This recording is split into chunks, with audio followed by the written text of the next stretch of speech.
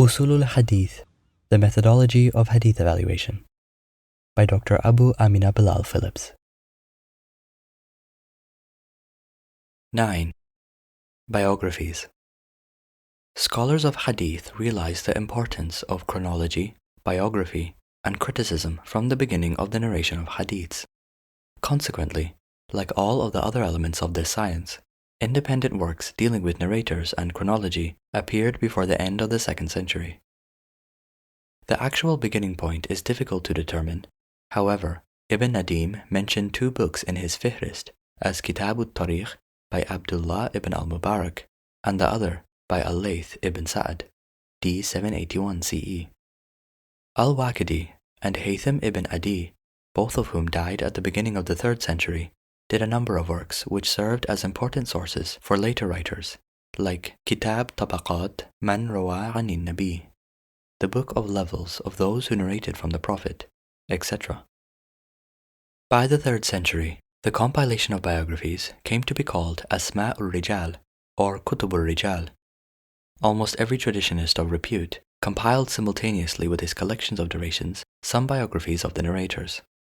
All of the compilers of the Sound Six have to their credit 1 or more important books on the biography of the narrators. There also appeared specialists like Ibn Sa'd, 230 AH/884, Khalifa ibn al-Khayyat, and Ibn Abi Kaythama, d. 279 AH/892 CE. The magnitude of these biographical dictionaries may be understood from the large number of narrators whose biographies they contain. Ibn Sa'd's Tabaqat contains the biographies of more than 4,000 traditionists. Al-Bukhari's Tarikh deals with more than 42,000 traditionists. Al-Khatib al-Baghdadi, in his History of Baghdad, gives short biographies of 7,831 persons. Ibn Asakir, in the 8 volumes of his History of Damascus, collected together the biographies of a much larger number of people. Ibn Hajar, in his Tahdhib al-Tahdhib and Mizan al-I'tidal, summarized the biographical references of 12,415 and 14,343 narrators of traditions respectively. The works on the Asma' ul-Rijal, however, differ from one another in their scope, their general plan, and the detailed nature of their contents, according to the main object of their compilers and authors. Some of them, like the Tabaqat al-Huffaz of al-Dhahabi and various other works on weak or unreliable narrators, contain extremely short notices on a particular class of narrators of traditions. Others deal with only the narrators' names, pet names, kunya, and their titles, nisbah. Examples of this type are the various works on Asma' wal Kuna and the well-known Kitab al-Ansab of al-Sam'ani.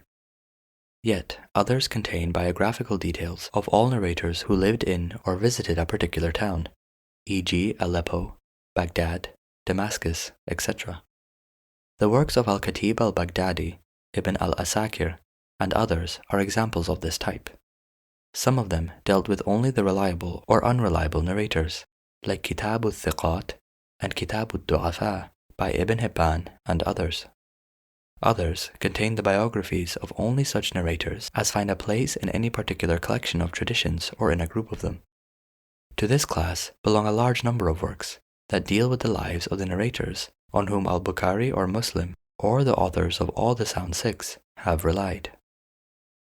The works on the Asma' ul-Rijal may be classified into 2 main groups. 1. The general works, and 2. The special works. 1. The general works. This refers to those works which contain the biographies of all the narrators, or at least of all the important ones among them, who had been known to their compilers. Most of the early works on this subject belong to this class. The Tabaqat of Muhammad ibn Sa'd, the 3 histories of al-Bukhari, the history of Ahmad ibn Abi Kaythama, and many other works on the Asma' ul-Rijal, which were compiled during the 3rd century of the Hijrah, follow this pattern. Tabaqat ibn Sa'd. The earliest of these works received by us is the Kitab al-Tabaqat al-Kabir by Ibn Sa'd.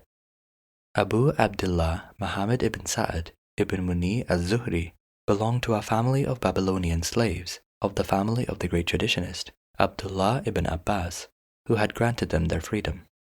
Born at Basra, the great center of hadith learning, Ibn Sa'ad was attracted to this field and traveled through Kufa, Mecca, and Medina, where he stayed for quite a long time.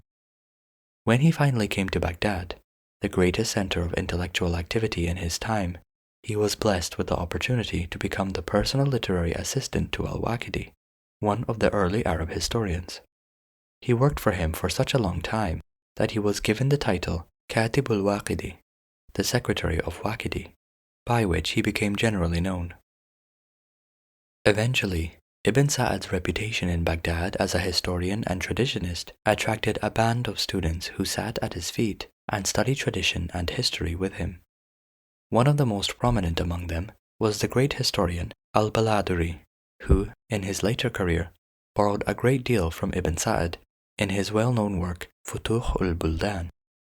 Ibn Sa'ad died in the year 230 AH, stroke 844 CE. Ibn Sa'ad's Kitab Akhbarun Nabi constitutes only a portion of his major work Tabaqat. It was compiled and completed by the author, but was handed down to posterity by his student Harith ibn Muhammad ibn Abi Usama, 802 to 896. The Tabaqat was completely planned and compiled by Ibn Sa'ad, but could not be completed by him. He dictated whatever he had written of this book to his student Hussein ibn Fahm, 826 to 901, who is reported to have been a keen student of traditions and of the biographies of the narrators. Ibn Fahm completed the book according to the plan of its author, added to it his short biographical notice, as well as that of certain other narrators whose names had already been included by the author in the general plan of his work, and read it to his own students. The Tabaqat of Ibn Sa'ad is one of the earliest extant works on Asma' ur-Rijal, containing biographical notices of most of the important narrators of the most important period in the history of traditions. It is a rich mine of many-sided, valuable information about the early history of Islam.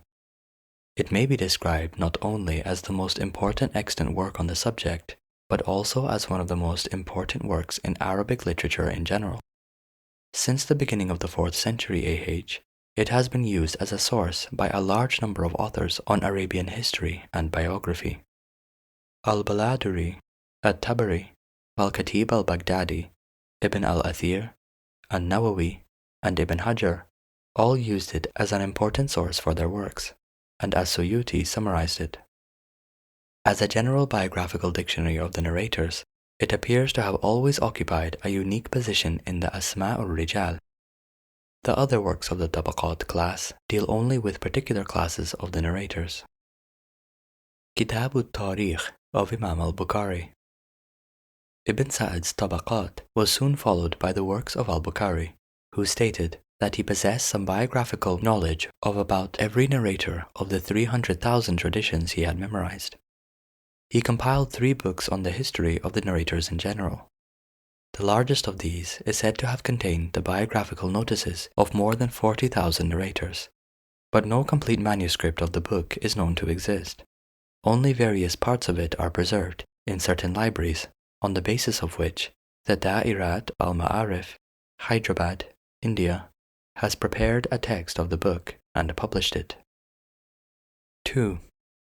Special works.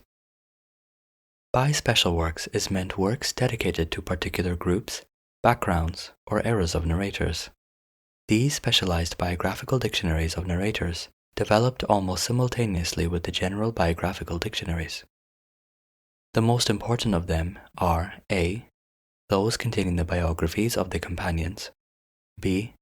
Those containing the biographies of the narrators who lived in or visited any particular town or province, C. And those containing the biographies of the narrators belonging to the various schools of the jurists.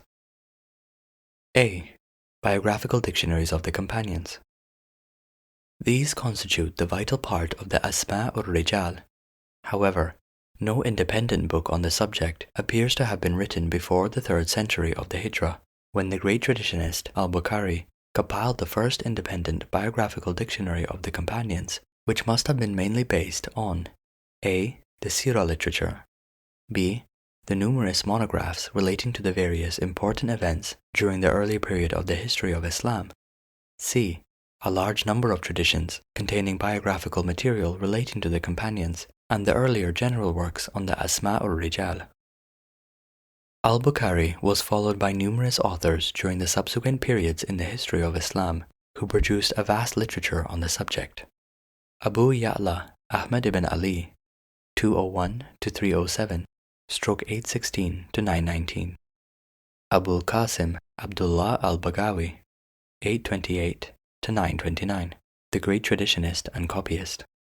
Abu Hafs Umar ibn Ahmad, commonly known as Ibn Shaheen, 909 to 995, one of the most prolific writers of his time, who spent more than 700 dirhams on ink only. Abu Abdullah Muhammad bin Yahya ibn Manda, D 301 stroke 913. Abu Nu'aym Ahmad ibn Abdullah, 947 to 1012, who has been described as one of the best traditionists. Ibn Abdul Barr, 978 to 1070, of Cordova, a contemporary of Al-Khatib al-Baghdadi and the greatest traditionist of his time in the West. Abu Musa Muhammad ibn Abi Bakr, 501 to 581, stroke 1107 to 1185, and many others produced an extensive literature on the biographies of the companions. Usudul Ghaba of Ibn al-Athir. The results of the research of all these scholars were collected together in the 7th century AH by the well-known historian and traditionist Izzuddin ibn al-Athir, 555 to 630, stroke 1160 to 1230, in his book Usudul Ghaba, which was based mainly on the works of Ibn Manda, Abu Nu'aym, Abu Musa, and Ibn Abdul Barr, whose Isti'ab contained the biographies of only 300 companions, and to which a supplement was written by Ibn Fathun, which contained the biographical notices of about the same number of companions. Ibn al-Athir, however, does not follow his sources blindly. Having discussed in the introduction the chief sources of his book and its general plan, Ibn al-Athir has defined the term companions, has given a short sketch of the biography of the Prophet ﷺ, and has put together, in alphabetical order, the biographies of 7,554 companions, some of whom were discovered by him through his independent research. In the various articles, he has generally given the names of the companions, their kunyas, their genealogy, and certain biographical matters relating to them. When he differs from his predecessors, he discusses the matter at length, gives reasons in his own support, and explains the causes of the mistake made by his predecessors. In spite of many repetitions in it, Usudul Ghaba has been generally appreciated and accepted by the traditionists as a reliable authority on its subject. Several biographers, e.g. An-Nawawi, Al-Dhahabi, Al-Kushairi, As-Suyuti, and others, have prepared summaries of Ibn al-Athir's work. Al-Isaba fi Tamyiz as-Sahaba of Ibn Hajar. Usudul Ghaba was followed in the 9th century of the Hijra by a more comprehensive work on the subject, the Al-Isaba fi Tamyiz as-Sahaba. Its author, Shihabuddin Abul Fadl ibn Ali ibn Hajar al-Asqalani, 773 to 852, stroke 1371 to 1448, was the greatest literary figure of his time. He was born in Old Cairo in 773. He lost both his mother and his father, who was a jurist, when he was an infant. He was brought up by one of his relatives who was a businessman, but the little orphan was endowed by nature with strong intellectual powers and great tenacity of purpose. In spite of great difficulties in his way, he stuck to his literary pursuits, and soon excelled in Arabic language and literature as well as in all the various Islamic sciences and Arabic calligraphy. To hadith particularly, he devoted a considerable part of his life. For 10 years, he sat for its sake at the feet of the well-known traditionist Zainuddin al-Iraqi, 725 to 806, stroke 1351 to 1404, who had reintroduced into the teaching of traditions the old method of imla, dictation, and had brought the study of hadith back to its former glory. Having finished his studies, Ibn Hajar settled down at Cairo in 1403 and devoted himself to the service of hadith and the connected sciences. His authority as a traditionist was recognized by his contemporaries, and he was appointed as its professor at several educational institutions. He also served as a judge, a post he accepted after refusing it several times. He died in 852/1404. He left about 150 of his incomplete and complete compositions and compilations that show his versatile genius.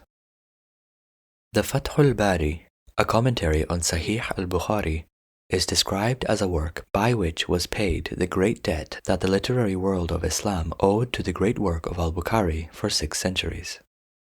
In the Isaba, Ibn Hajar has put together the results of the labors of all his predecessors in the field of the biographies of the companions, criticizing them in certain cases, and adding to them the results of his own research. He has divided his book into 4 parts. Part I. Such persons as are mentioned as companions in any tradition, genuine or fair or weak, directly or indirectly. Part II. Such persons as were too young when the Prophet ﷺ died, but were born during his lifetime in the family of the companions, which leads to the presumption that they fulfilled the necessary conditions of being one of them. Part III.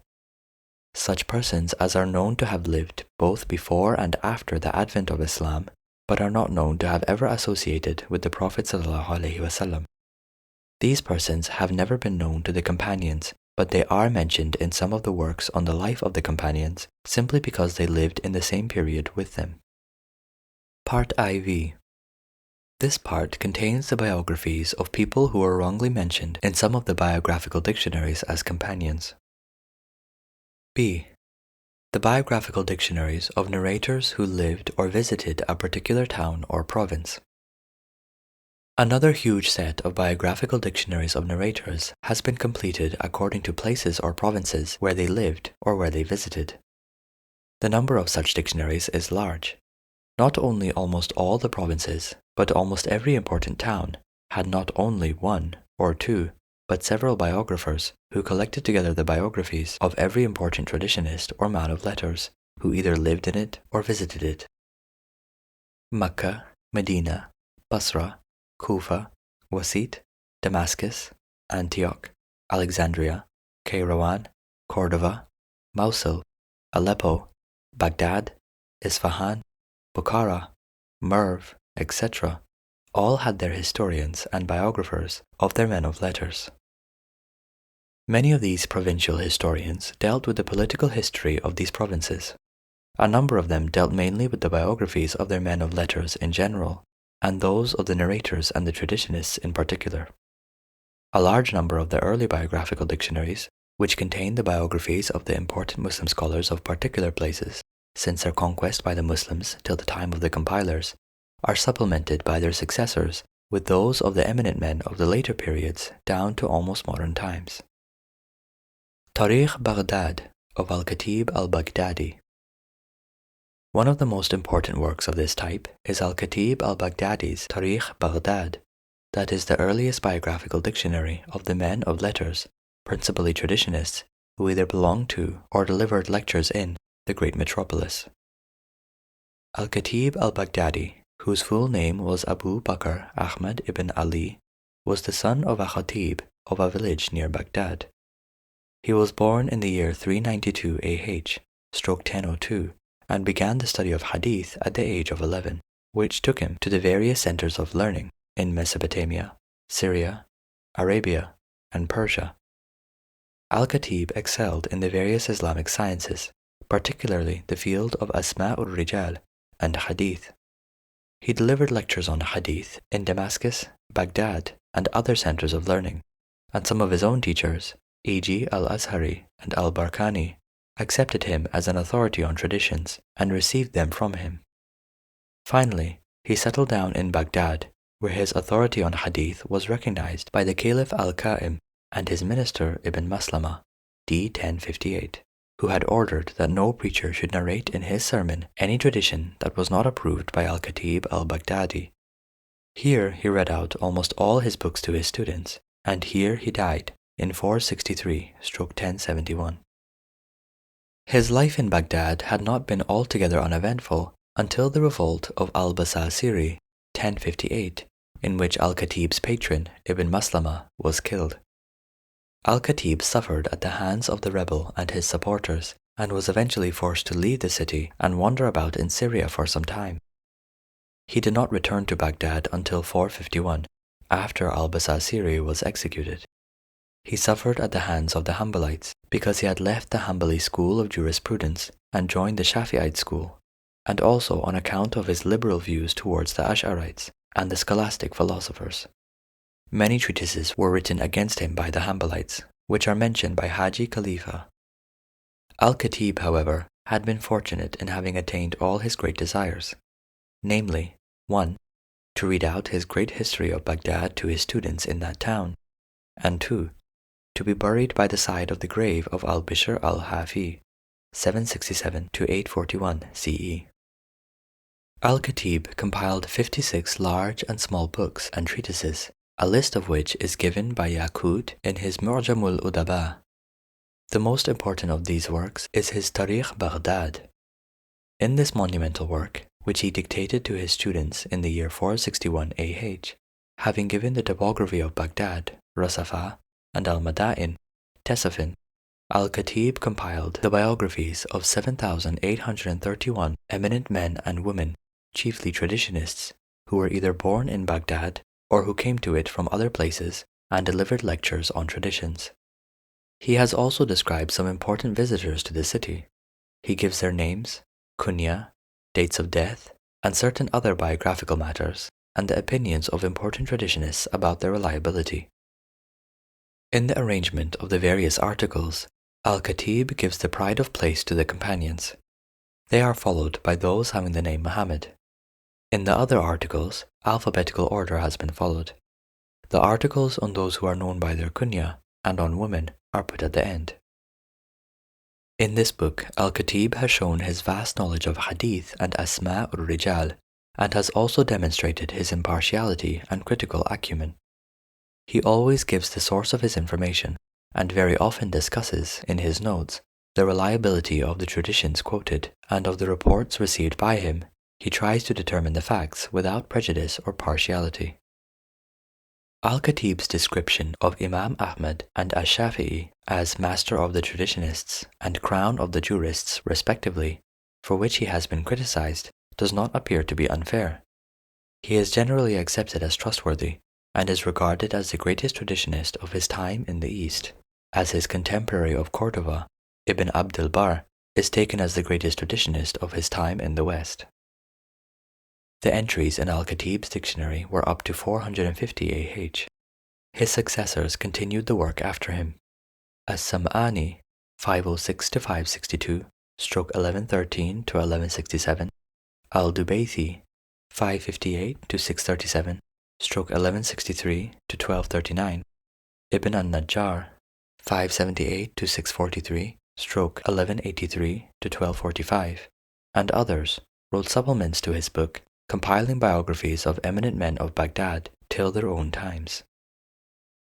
Tarikh Dimishq of Ibn Asakir. The history of Baghdad was followed by Ibn al-Asakir and his huge biographical dictionary of the eminent men of Damascus in 80 volumes, which won the admiration of the later writers. Ibn al-Asakir, whose full name was Abul Qasim Ali ibn al-Hasan ibn Hibatullah ibn Abdullah ibn al-Hussein, was born in a respectable and literary family in Damascus in 499/1105. His father, his brother, his son, and his nephew are all described by As-Subki as traditionists of some eminence. Some of his predecessors also appear to have taken part in the campaigns against the Crusaders, which gave him the title of Ibn al-Asakir, by which he is generally known. Ibn al-Asakir, having prosecuted his early studies with his father and other teachers in Damascus, traveled widely and visited all the important centers of hadith learning, a long list of which is given by As-Subki in his Tabaqat. He sat at the feet of more than 1,300 teachers of hadith, of whom more than 80 were women. Finally, he settled down in Damascus, where he devoted himself wholly to the service of hadith and connected subjects. Ibn al-Asakir compiled books and treatises and delivered lectures on them in a college which had been founded for him by the great general and jurist Nuruddin Muhammad al-Zanji. Nuruddin offered him several posts in the judiciary, all of which he continually refused until he died in 571/1175. The long list of Ibn al-Asakir's works are mentioned by Yaqut in Mu'jamul Udaba. Many of these are still preserved in manuscript form in various Eastern and Western libraries. The most important and most voluminous of his works was his History of Damascus. Its compilation was taken up at the request of a friend of the author, but the work could not be continued due to certain problems and sad events. However, the great enthusiasm of Nuruddin az-Zanji to see the work completed eventually prevailed, and the author was induced to complete it during his old age. Ibn al-Asakir began his history text by giving a brief history of Syria in general and of Damascus in particular. He then made a brief exposition on the superiority of Syria to other places based on certain traditions, extolling Syria in general and Damascus in particular, followed by a description of its prophets and monasteries. Ibn al-Asakir then collected together the biographies of the eminent men and women of various classes, chiefly traditionists, who either lived in or visited Damascus. The biographical section of his work begins with articles on those whose names are Ahmad, preceded by a short biography of the Prophet of Islam sallallahu alaihi wasallam. All the entries are arranged alphabetically, without any preference given to any class of people. Articles on men, whose names are not known, are arranged according to the alphabetical order of their kunyas at the end of the work, followed by entries on the eminent women in the same order as in the case of men. Like Al-Khatib al-Baghdadi and Ibn al-Asakir, various other traditionists and historians collected the biographies of men of letters in general and of the hadith narrators in particular of various other towns. Ibn Manda, D 301/911, and Abu Nu'aym, 336-403 of Isfahan, collected together the biographies of the narrators who belonged to their town. The work of Abu Nu'aym is preserved in the libraries of Rampur, Constantinople, and Leiden. Al-Hakim, 321-405/933-1014, compiled the biographies of the hadith narrators who belonged to Nishapur. Abul Qasim Umar ibn Ahmad al-Ukaili, generally known as Ibn al-Adim, 588-660/1191-1262, collected together the biographies of eminent men, including a large number of traditionists of Aleppo, in about 30 volumes. It was supplemented by his different successors.